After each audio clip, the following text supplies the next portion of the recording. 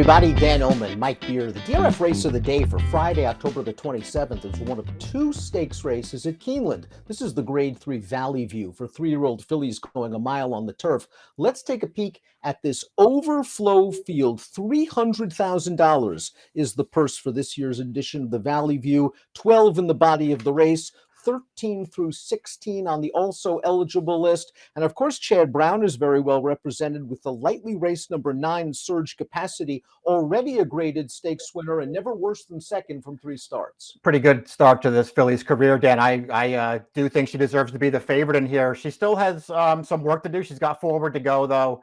She's a pretty tactical horse. There could be a really good trip coming for her in this race. Good point about her tactical speed. It leads to our analysis of the time form US pace projector. You have to think the horse from the rail, Heavenly Sunday, is going to take advantage of that inside post and go. She is a grade 2 winner in gate to wire fashion already this year. The key to the pace might be the 12 Yesternight, Mike, a horse stretching out in distance and trying turf for the first time.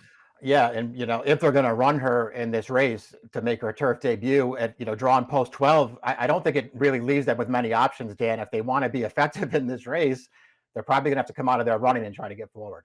It's really not about tactics for a horse that looks like might sit the Garden Trip, the 6 Secret Money. She is going to get a good trip with her tactical speed. It's a little bit more about distance, isn't it?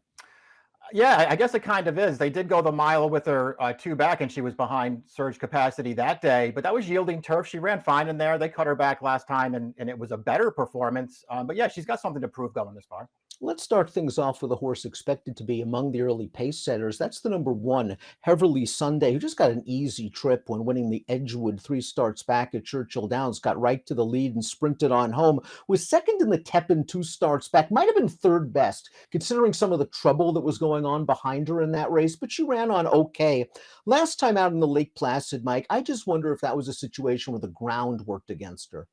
I mean, it could be a valid excuse for her, Dan. It's hard to say how much it affected her. It's not the first time that she's been on turf that's less than firm. It just happened to not be, one of her better performances. She didn't get loose on the lead up there.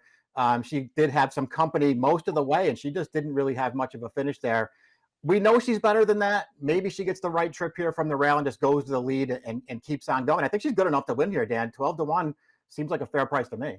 She is 2 for 2 on firm going. She has run well, as Mike mentioned, on off turf. I like that Brad Cox gave her time from that last race, has been breezing her right along. Pride of the Nile is the number 2. Boy, she received a beautiful ride last time out at Del Mar in this second level allowance. She's the one with cheek pieces dropping to the inside. And Mike, she followed the live cover of the favored runner-up on the turn, got the inside run, and was able to hold sway. What a beautiful ride. And the third place finisher came back to win with a 95 buyer. Yeah, it's the trip really worked out for her. Not only because, Dan, she got to save all the ground, but it's also worth pointing out that early pace in that race was wicked fast. And that was the third place finisher who was cutting it. That's why that horse came back to win her next start. The good news for Pride of the Nile, though, even with, everything just sort of falling into her lap last time at Del Mar, is she also won her prior 2 turf starts as a 2-year-old. And they tried to make her a dirt horse. It almost worked out, Dan. I think she's better on this surface. Flavien Prat takes them out. There's a chance this pace might heat up once again for this Southern California invader. Sacred Wish has been good on dirt, grade 1 placed, and she showed she could step on the turf in her grass debut in the Winter Memories Stakes. I thought early on maybe she wasn't handling it, Mike, but she was able to save ground in mid-pack, and once she got to the outside, she's just better than these horses. Yeah, she is. I don't really know what to say about this race, Dan. I mean, it's her turf debut. The field's okay. She's going to win relatively easily at the end. She gets a figure for it. I don't know. She ran fine in this race. She got a perfect trip in here, but she handled the turf for sure. She's also a pretty good dirt horse. I don't know, man. I didn't like her last time. I realized that she showed that she can handle the turf. I'm probably against her again here, but she keeps proving me wrong. These South America-based horses are just so hard to analyze. Here's the case of the 4, Abundancia, who's going to be a big price and who seemingly has credentials based in Peru. She is a graded stakes placed runner on the turf, although she hasn't won on the surface. It's notable that her big win came on dirt last time out, going 1.5 miles on the main. Yeah, they went long on the dirt with her last time. They were going longer distances with her on turf as well. And I guess she ran fine in those races, Dan. She didn't win any of them, and now they're going to bring her over here. Bring her up here and run her a mile against what you probably just have to say against better horses here. I don't know how good this horse is. She'll be a big price if you like her. She is from Peru. The number 5, Eternal Silence, is from Ireland. And this filly just seems like a bit of a late bloomer, Mike. They were very aggressive with her earlier in her career, running her in the Irish Thousand Guineas as a maiden. They did get a nice maiden win out of her 2 starts back. And last time out was a race where she was pulling very hard in the early portion. Yeah, she was. She was a little disappointing last time because she was the favorite in there. She did get up towards the front. She did take over when that field came into the final couple of furlongs. It just didn't really finish that well, but maybe she was a little too headstrong early. I think the good news for her, Dan, is her prior 2 starts, they're both, actually really good. And obviously she has those, the grade 1 placing early on. They tried the Guineas with her. That didn't work out, but 2 back, she does absolutely dusted maidens. And even the race 3 back, it feels like 7 was too short for her. They were sprinting home in that race after setting a slow pace, and she was staying on at the end and almost got there. I don't know. I think she's pretty good. That 8-1 seems like a very fair price to me. And I wonder if the ground sort of worked against her as well. It was kind of heavy. I think she performs well with firmer going, and maybe she'll get that at Keeneland on Friday. Secret Money is the number 6. She is a very good sprinter. She's going to have to prove her mettle around 2 turns. Here's her win in the Grade 3 Music City at Kentucky Downs, going 6.5 furlongs. And Mike, she gets the split at just the right time, and she beats a good field. It includes 3 next out winners. The runner-up, Dance Macabre, would take the Glen Cove in New York with a 92 buyer. Yeah, I mean, I have no knocks on this performance. I thought she looked good winning this race. The race 2 back, that Lake George we were talking about, the only time they've stretched her out so far. I mean, it wasn't a terrible performance then. I didn't think she had some kind of big excuse in there. Surge Capacity beat her. Surge Capacity got a perfect trip in that race, but it also just felt like she might have just been the best horse. I don't know. This horse is certainly viable in this race to me.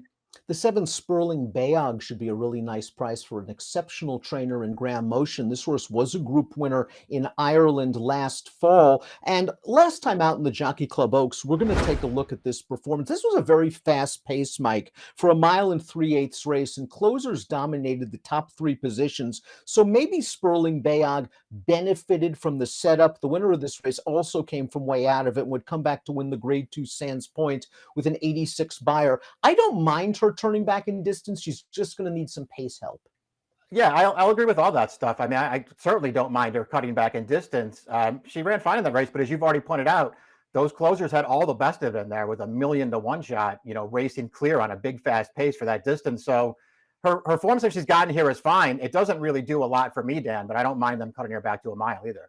Now, a horse stretching out in distance is the number 8 Bling, and her only bad turf race came in the Breeders' Cup last year. She's very, very consistent for a very underrated trainer, and she's run well around 2 turns in the past. Here's her win last time out, dropping into an allowance race, going 5.5 furlongs. Mike, she had a lot of work to do in the stretch here, and she just rolls by them all.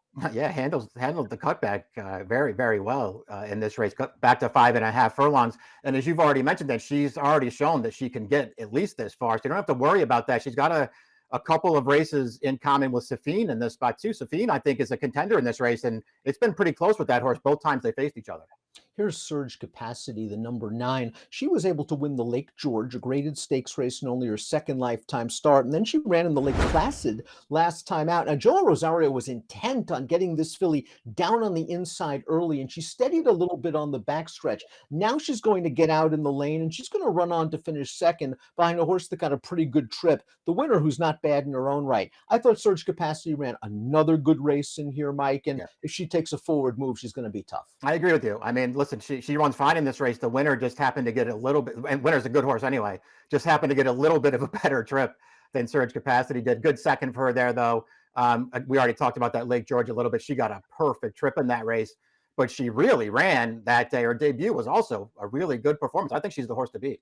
I wonder if Safine is one of those dirtied up horses that you really have to consider. She won the Pucker Up 2 starts back at Keeneland, at Ellis Park, pardon me. I thought that was a good effort. I thought she had trouble in the Tepin when behind Heavenly Sunday. She might have been 2nd best or best in that race. Yeah. And then last time at a Kentucky Downs, it's a Kentucky Downs race. She didn't run well. Lots of horses don't run well. She's a bounce back candidate. Yeah, I kind of looked at her the same exact way. It's also worth pointing out, too, they stretched her out again for that Kentucky Downs race, and I'm not so sure that has to be her favorite thing in the world either. They're back to a mile here.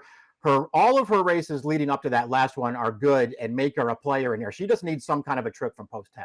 Sweet Lou's Got Aces, the number 11, was a stakes winner in New York as a 2-year-old. She sold for $300,000 over the summer, and she made her first start for her new connections trainer, Graham Motion, last time out in the Winter Memories. I wanted to see her do a little better. I agree. I mean, I didn't like that race all that much, but we know that she's better than that anyway. Then, I mean, she does have better performances to get to, so maybe she'll rebound to one of those.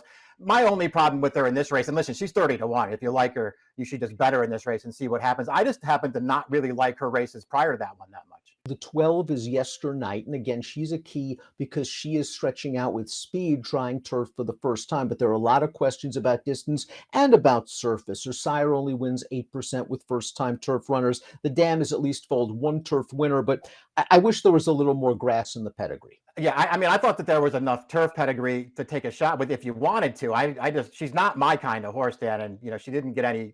There were no favors done for her drawn post 12. And of the also eligibles, they're all pretty solid horses. Maybe the 13 Flashy Gem, a horse who's relatively consistent, is tactical enough, Mike, that perhaps she could sort of draft inside, not lose too much ground on the first turn. Yeah, that's true. Listen, I'm kind of just hoping that these horses don't wind up getting into the race, Dan, because I've been losing money on the 15 Juniper Marshmallow the last couple of starts. I don't want to lose any more. Before we take a look at our top selections, please click the subscribe button on the Daily Racing Form YouTube channel. Lots of coverage from Santa Anita next week on Breeders' Cup Week at DRFTV. Top pick time for the Valley View Stakes. It's a fairly wide open race. You've got several graded stakes winners in the field, Mike. Where are you going? I kind of just felt like the 9 was way the horse to beat, Dan. I wound up not putting her on top. We'll just see how they wind up betting to come post time. I really feel like anything around that 8-1 on the 5 Eternal Silence, I think that's fair value on this horse. I think she does have some ability, and maybe they've shipped over and found the right spot for her. I think Heavenly Sunday is going to outsprint the dirt horse to the front in here, make that horse take a seat, and hopefully back down the fractions. And when she's done that in the past on firm turf, she has proven to be very tough to catch. And this turf course has played to speed most of the meet. She's a fair price for good connections. I'm going to give her a shot in a wide open edition of the Valley View. 5, 9, 1, 10 for Mike. 1, 3, 6, 9 for me. This should be an excellent race on the lawn. Best of luck.